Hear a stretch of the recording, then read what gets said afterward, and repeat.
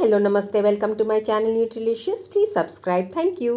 పిల్లలకు హాలిడేస్లో మనం ఎక్కువ కష్టపడకుండా ఒక పావు గంటలో చేసుకునే 2 రకాల స్వీట్స్ ఈరోజు నేను చూపిస్తానండి. ఇవి చేసుకోవడము చాలా సులువు. ముందుగా ఇక్కడ ఒక పచ్చి కొబ్బరి తురుము 1 కప్పు తీసుకోవాలి. అలాగే 1 కప్పు పంచదార, 2 కప్పులు బొంబాయి రవ్వ, 1 అరకప్పు కాచి చల్లార్చిన పాలు కూడా రెడీగా ఉంచుకోవాలి. ఒక మిక్సీ జార్లో పంచదార వేసుకొని 4 యాలకులు కూడా వేసి మెత్తగా పొడి కొట్టుకోవాలి. స్టవ్ పైన ప్యాన్ పెట్టి 2 స్పూన్లు నెయ్యి వేసి కాగబెట్టి తురిమిన డ్రై ఫ్రూట్స్, జీడిపప్పు, కిస్మిస్, బాదం వేసి దోరగా వేయించి తీసుకోవాలి. ఇప్పుడు మిగిలిన నెయ్యిలోనే బొంబాయి రవ్వ కూడా వేసుకొని ఒక 2 నిమిషాలు పచ్చి వాసన పోయే వరకు వేయించుకోవాలి. మంచి సువాసన వచ్చి గులాబీ రంగులో ఉన్న రవ్వని ఒక ప్లేట్లో తీసుకోవాలి. ఇప్పుడు ప్యాన్లో మళ్ళా 1 స్పూన్ నెయ్యి వేసుకొని కొబ్బరి తురుము వేసుకొని పచ్చి వాసన పోయే వరకు వేయించి ప్లేట్లో తీసుకోవాలి. రవ్వ, కొబ్బరి తురుము రెండూ కూడా మాడకుండా సిమ్లోనే వేయించి తీసుకోవాలి.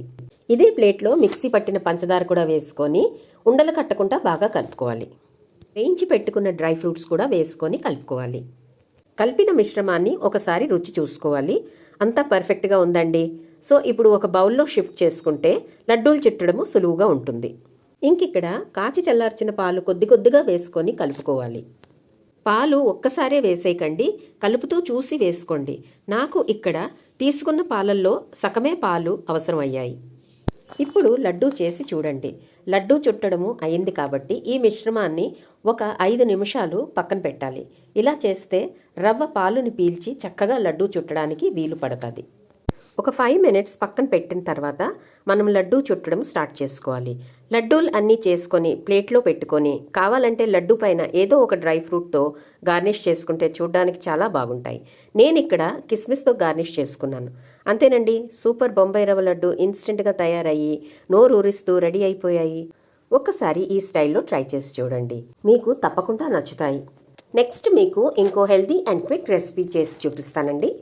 స్టవ్ వెలిగించి ప్యాన్ పెట్టి 1 కప్పు బెల్లం తురుము వేసుకోవాలి. అరకప్పు నీళ్లు కూడా వేసుకొని ఉండపాకం వచ్చే వరకు కలుపుతూ ఉండాలి. బెల్లం కరిగాక ఒక్కసారి వడకట్టి మళ్ళీ స్టవ్ పైన పెట్టి పాకం తీయాలి. బుడగలు వచ్చినప్పుడు మనం ఒక చిన్న గిన్నెలోను నీళ్లు పోసుకొని కొద్దిగా పాకం వేసుకొని చూసుకోవాలి. ఇక్కడ ఇంకా ఉండలా అవ్వడం లేదు కాబట్టి ఇంకొక నిమిషం ఉంచి మళ్ళా నీటిలో వేసి చూద్దాం. 1 నిమిషం తర్వాత పాకం నీటిలో వేసి మళ్ళా చూడాలి. ఇప్పుడు మీరు చూస్తే గనక మనకు కావలసిన కరెక్ట్గా ఉండపాకం వచ్చిందండి. వెంటనే స్టవ్ కట్టేసుకొని 2 కప్పులు బియ్యం పిండి పాకంలో వేసుకొని కలుపుకోవాలి. పిండిని ఉండలు లేకుండా కలుపుకొని ఒక 2 టీ స్పూన్లు నువ్వులు, ఇంకో 2 టీ స్పూన్లు పచ్చి కొబ్బరి ముక్కలు, 1 టీ స్పూన్ శొంఠి, మిరియాలు, యాలకుల పొడి కూడా వేసుకోవాలి. ఇప్పుడు బాగా కలుపుకొని ఒక గిన్నెలో ఈ మిశ్రమాన్ని వేసుకొని మూత పెట్టి ఒక 5 నిమిషాలు అలా వదిలేయాలి. 5 నిమిషాల తర్వాత ఈ పిండిని మనం బాగా మెదాయించుకోవాలి. ఇప్పుడు మనము ఒక రొట్టెపీట పైన ఒక నూనె కవర్ వేసుకొని ఈ పిండిలో చిన్న ముద్ద తీసుకొని చిన్న అప్పాలుగా ఒత్తుకోవాలి.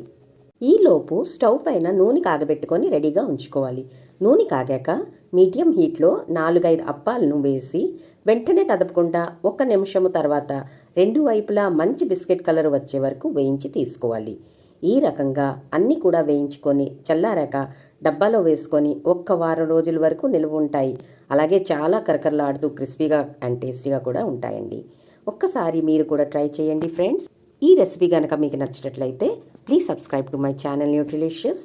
Thank you so much for watching my video. Thank you.